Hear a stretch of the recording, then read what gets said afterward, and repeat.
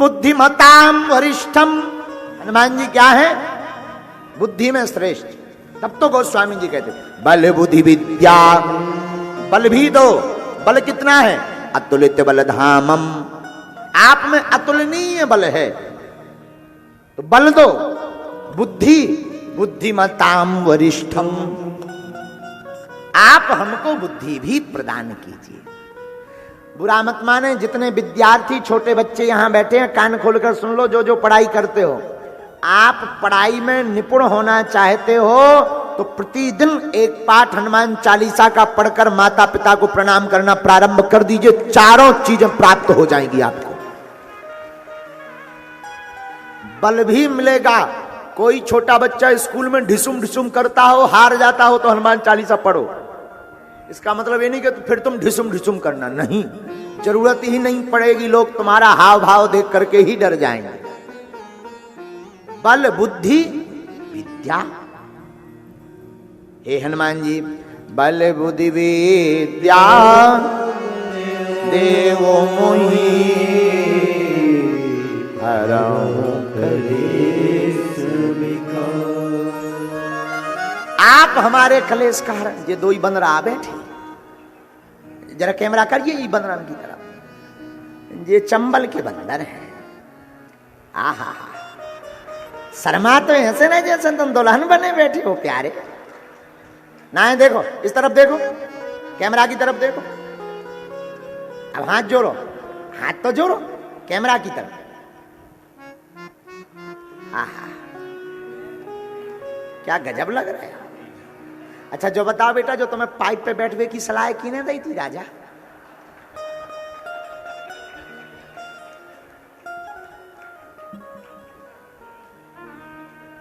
उतर गए बेचारे। ये तो बूढ़े लोग टंगे होते, देखो बूढ़े टंगे। हमें ना तो पता कि भैया यहाँ सुहाए भिंड जिला। अब हम मंदिर से महाराज जी यहाँ लेके बेहते कहाँ गए, खड़ गए भैया। क्या नाम उनको, कैबिनेट मंत्री जी, हाँ नरेंद्र सिंह तोमर जी। वे हमारे हाथ पकड़ के बोले गुरु आज अब तुम सबकी रक्षा करते, आज हम तुम्हारी रक्षा करके ले आए थे। धन रे भिंड के पगला, हमें तो लगो कि गुरु आज तेरे ही खप गई अपनी।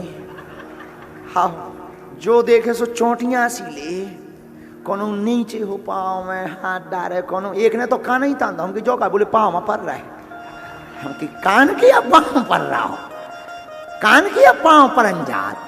हाँ, बड़ी मुश्किल से मंच पे। और आगे ही आगे अब कहा है कि अब मंदिर से जैसे ही निकले तो कहा थोड़ी दूर है तो गाड़ी लगनी, हम कहा पैदल चलते हैं, रज है। लेकिन ऐसी रज हमें काफी पता हो तो कि भिंडवारी इतने पगला है।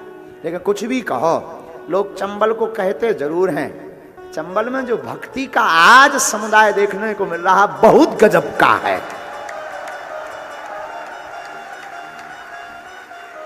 बुरा ना माने, चंबल में आइए तो जोश में नहीं होश में आइए। यहां भक्तों के पागलपन की अति सीमा है मेरे प्यारे। हाँ, चंबल में ये तो अद्भुत है, भिंड जिला। ये तो अभी हमने दतिया में भी कथा की थी, तब से हम इस क्षेत्र को बहु प्रकार से जानने लगे। अद्भुत लोग हैं, क्या अद्भुत, जो कह दिया सो कह दिया, प्राण चले जाए पर अडिग रहते हैं। बुरा मत मानना मेरे पागलो, अपनी जिंदगी में एक बात तुम नोट कर लो, बहुत आगे बढ़ना है तुम्हें। जिंदगी में स्ट्रेस से मुक्त होना है, तनाव से मुक्त होना है, डिप्रेशन से दूर होना है। जितने भी लोग यहाँ बैठे हैं, ज्यादातर लोग डिप्रेशन से बहुत परेशान रहते हैं। आज की कथा तुम्हारे लिए बहुत काम की है मेरे पागलो।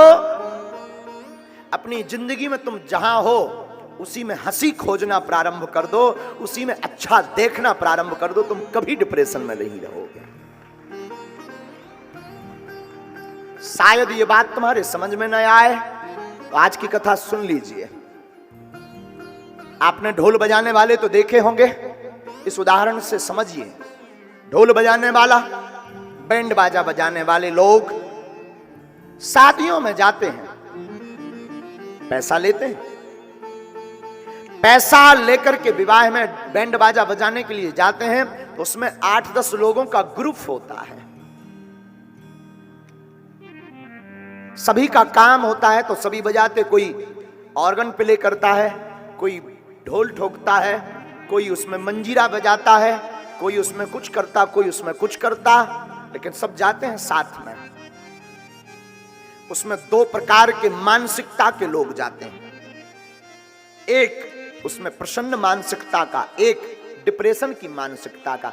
अब जरा बुद्धि में, विवेक में इस कथा को जिसने भर लिया ना, ये जो कथा हम सुना रहे ना, अगर आपने इस कथा को जिंदगी में भर लिया, अपना लिया, तो आप कभी डिप्रेशन में नहीं रहेंगे। सुनिए, दो मानसिकता के लोग बैंड बजाने वाले जाते हैं। एक मानसिकता पैसा ले रहा, लेकिन उसकी मानसिकता है कि कितनी जल्दी मैं दरवाजे पर पहुंच जाऊं, कितनी जल्दी ये प्रोग्राम खत्म हो जाए, कितनी जल्दी दूल्हा का तिलक हो जाए, मैं जल्दी से वापस लौट के सो जाऊं। टाइम बराबर लगना है, पर वो जल्दी सोच रहा। और शायद कोई नाचने वाला आ जाए तो दिमाग खराब हो जाता, उसका चिड़चिड़ा पड़ता कि लो 10 मिनट पहले फ्री हो जाना था, अभी ये और ठुमका लगाएगा पीकर।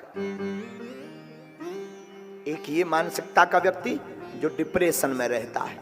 लेकिन दूसरी मानसिकता का व्यक्ति भी इसी बैंड बाजा बजाने वालों में है, जो सोचता है आज बहुत देर हो गई, कोई नचने वाला नहीं मिला, कोई नागिन बनने वाला नहीं मिला जो नागिन बने, और शायद कोई नाचने वाला आ जाए तो वो और बढ़िया झूम झूम के टूने निकालता है कि ले मैं तेरा पूरा डांस निकाल करके रहूंगा। बैंड बाजा दोनों बजा रहे, रुपया दोनों को मिलना है, दोनों को एक ही समय पर छूटना है, लेकिन एक व्यक्ति को वो है बैंड बाजा बोझ बन रहा, एक व्यक्ति को वो प्रसन्नता बन रही। ऐसे ही जिंदगी है, एक व्यक्ति को बोझ बनती है, एक व्यक्ति को मुस्कुराहट बनती है। तुम हंसना प्रारंभ कर दो, बुरे में भी अच्छाई निकालना प्रारंभ कर दो, कभी टेंशन में नहीं रहोगे। आप टेंशन मुक्त रहेंगे, तनाव मुक्त रहेंगे। और तनाव होने का कारण है, बात को लेकर बैठ जाते हो तुम, ऐसा क्यों किया, मेरा अपमान क्यों किया, मेरा साथ किसी ने क्यों नहीं दिया, मुझे धोखा क्यों दिया। मेरे पागल, ये दुनिया किसी की नहीं है, भगवान राम की भी नहीं हुई, तुम्हारी कब होगी। तुम सोचते महाराज मेरे भाग्य में ही ऐसा घर मिला था, ऐसा भाई क्यों मिल गया, ऐसा पति क्यों मिल गया, ऐसी पत्नी क्यों मिल गई। उस पर मत सोचो मेरे पागल, जो राम जी ने लिखा, जो तुम्हारे भाग्य में था वो मिला, बस तू मुस्कुराना शुरू कर दे। मुस्कुराहट में वो ताकत है कि जिंदगी से मैं बड़े से बड़ा संकट भी तेरे दरवाजे से लौट कर भाग जाएगा। हनुमान कथा कहने का सिर्फ यही कारण है, एक कारण। लंका में हमारे श्री हनुमान जी,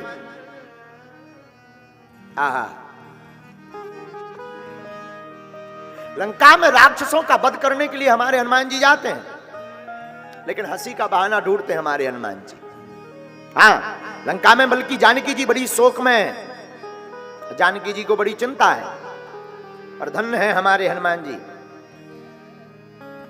हमारे हनुमान जी वहां भी हंसी का बहाना ढूंढ लेते हैं। हमारे हनुमान जी लंका में जाते हैं और जाकर के वृक्ष के ऊपर बैठते हैं। वृक्ष के ऊपर बैठते हैं, कछु मारस कछु मर्दस कछु मिलयस धरधूर। जब राक्षस मारने के लिए आते हैं तो हनुमान जी कुछ को तो मारते हैं, कुछ को रगड़ते हैं, कुछ को अपने हाथों में रगड़ते हैं, फिर बड़ा जोर जोर से हंसते हैं हनुमान जी। बोले भैया लंका में जरूर है, पर हंसना नहीं छोड़ना है।